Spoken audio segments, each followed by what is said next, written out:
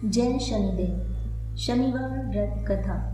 एक समय स्वर्गलोक में सबसे बड़ा कौन, इस प्रश्न पर 9 ग्रहों में वाद विवाद हो गया। विवाद इतना बढ़ा कि परस्पर भयंकर युद्ध की स्थिति बन गई। निर्णय के लिए सभी देवता देवराज इंद्र के पास पहुंचे और बोले, हे देवराज, आपको निर्णय करना होगा कि हम में से सबसे बड़ा कौन है। देवताओं का प्रश्न सुनकर देवराज इंद्र उलझन में पड़ गए। इंद्र बोले, मैं इस प्रश्न का उत्तर देने में असमर्थ हूँ। हम सभी पृथ्वी लोक में उज्जैनी नगरी में राजा विक्रमादित्य के पास चलते हैं। देवराज इंद्र सहित सभी ग्रह देवता उज्जैनी नगरी पहुंचे। महल में पहुंचकर जब देवताओं ने उनसे अपना प्रश्न पूछा तो राजा विक्रमादित्य भी कुछ देर के लिए परेशान हो उठे, क्योंकि सभी देवता अपनी अपनी शक्तियों के कारण महान थे। किसी को भी छोटा या बड़ा कह देने से उनके क्रोध के प्रकोप से भयंकर हानि पहुंच सकती थी। अचानक राजा विक्रमादित्य को एक उपाय सूझा और उन्होंने विभिन्न धातुओं स्वर्ण, रजत, कांसा, तांबा, सीसा, रांगा, जस्ता, अभ्रक व लोहे के 9 आसन बनवाए। धातुओं के गुणों के अनुसार सभी आसनों को एक दूसरे के पीछे रखवाकर उन्होंने देवताओं को अपने अपने सिंहासन पर बैठने को कहा। देवताओं के बैठने के बाद राजा विक्रमादित्य ने कहा, आपका निर्णय तो स्वयं हो गया। जो सबसे पहले सिंहासन पर विराजमान है वही सबसे बड़ा है। राजा विक्रमादित्य के निर्णय को सुनकर शनि देवता ने सबसे पीछे आसन पर बैठने के कारण अपने को छोटा जानकर क्रोधित होकर कहा, राजा विक्रमादित्य, तुमने मुझे सबसे पीछे बैठाकर मेरा अपमान किया है। तुम मेरी शक्तियों से परिचित नहीं हो। मैं तुम्हारा सर्वनाश कर दूंगा। शनि ने कहा, सूर्य एक राशि पर 1 महीने, चंद्रमा 2.25 दिन, मंगल 1.5 महीने, बुध और शुक्र 1 महीने, बृहस्पति 13 महीने रहते हैं, लेकिन मैं किसी राशि पर 7.5 वर्ष तक रहता हूँ। बड़े बड़े देवताओं को मैंने अपने प्रकोप से पीड़ित किया है। राम को 7.5 के कारण ही वन में जाकर रहना पड़ा और रावण को 7.5 के कारण ही युद्ध में मृत्यु का शिकार बनना पड़ा। राजा, अब तू भी मेरे प्रकोप से नहीं बच सकेगा। इसके बाद अन्य ग्रहों के देवता तो प्रसन्नता के साथ चले गए, परंतु शनिदेव बड़े क्रोध के साथ वहां से विदा हुए। राजा विक्रमादित्य पहले की तरह ही न्याय करते रहे।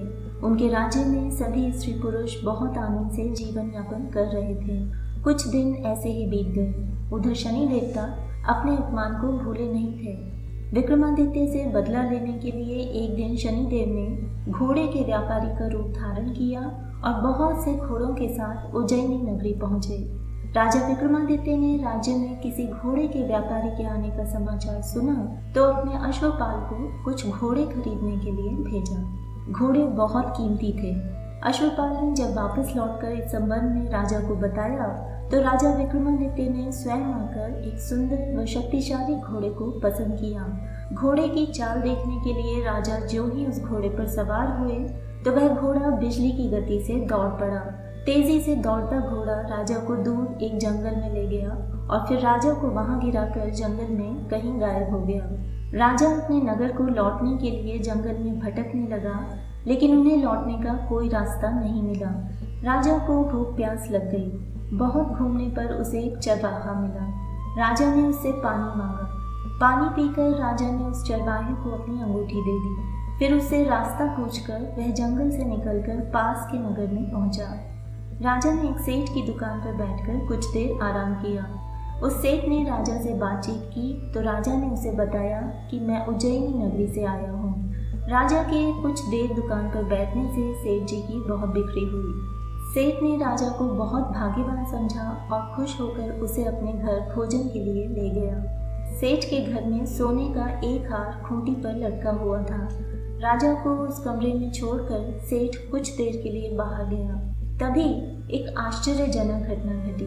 राजा के देखते देखते सोने के उस हार को खूंटी निकल गई। सेठ ने कमरे में लौटकर हार को गायब देखा तो चोरी का संदेह राजा पर ही किया, क्योंकि उस कमरे में राजा ही अकेला बैठा हुआ था। सेठ ने अपने नौकरों से कहा कि इस परदेसी को रस्सियों से बांधकर नगर के राजा के पास ले चलो। उस नगर के राजा ने विक्रमादित्य से हार के बारे में पूछा तो उसने बताया कि उसके देखते ही देखते खूंटी ने हार को निगल लिया था।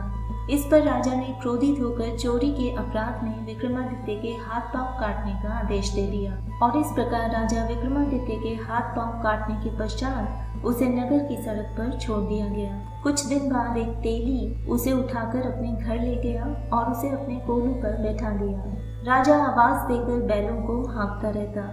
इस तरह तेली का बैल चलता रहा और राजा को भोजन मिलता रहा। शनि के प्रकोप की 7.5 पूरी होने पर वर्षा ऋतु प्रारंभ हुई। राजा विक्रमादित्य एक रात मेघ मल्हार गा रहा था कि तभी नगर के राजा की लड़की राजकुमारी मोहिनी रथ पर सवार उस तेली के घर के पास से गुजरी। उसने मेघ मल्हार सुना तो उसे बहुत अच्छा लगा और दासी को भेजकर गाने वाले को बुला लाने को कहा। दासी ने लौटकर राजकुमारी को अपंग राजा के बारे में सब कुछ बता दिया। राजकुमारी उसके मेघ मल्हार से बहुत मोहित हुई थी, अतः उसने सब कुछ जानकर भी अपंग राजा से विवाह करने का निश्चय कर लिया। राजकुमारी ने अपने माता पिता से जब यह बात कही तो वे हैरान रह गए। रानी ने मोहिनी को समझाया, पुत्री, तेरे भाग्य में तो किसी राजा की रानी होना लिखा है, फिर तो उस अपंग से विवाह करके अपने पांव पर कुल्हाड़ी क्यों मार रही है। राजकुमारी ने अपनी जिद नहीं छोड़ी। अपनी जिद पूरी कराने के लिए उसने भोजन का त्याग कर दिया और प्राण त्याग देने का निश्चय कर लिया। आखिर राजा रानी को विवश होकर अपंग विक्रमादित्य से राजकुमारी का विवाह करना पड़ा। विवाह के बाद राजा विक्रमादित्य और राजकुमारी तेली के घर में रहने लगे। उसी रात स्वप्न में शनिदेव ने राजा से कहा, राजा, तुमने मेरा प्रकोप देख लिया, मैंने तुम्हें अपने अपमान का दंड दिया है। राजा ने शनिदेव से क्षमा करने को कहा और प्रार्थना की, हे शनिदेव, आपने जितना दुख मुझे दिया है अन्य किसी को न देना। शनिदेव ने कुछ सोचकर कहा, राजा, मैं तुम्हारी प्रार्थना स्वीकार करता हूँ। जो कोई स्त्री पुरुष मेरी पूजा करेगा, शनिवार को व्रत करके मेरी व्रत कथा सुनेगा, उस पर मेरी अनुकंपा बनी रहेगी। प्रातःकाल राजा विक्रमादित्य की नींद खुली तो अपने हाथ पांव देखकर राजा को बहुत खुशी हुई। उसने मन ही मन शनिदेव को प्रणाम किया। राजकुमारी भी राजा के हाथ पांव सही सलामत देखकर आश्चर्य में डूब गई।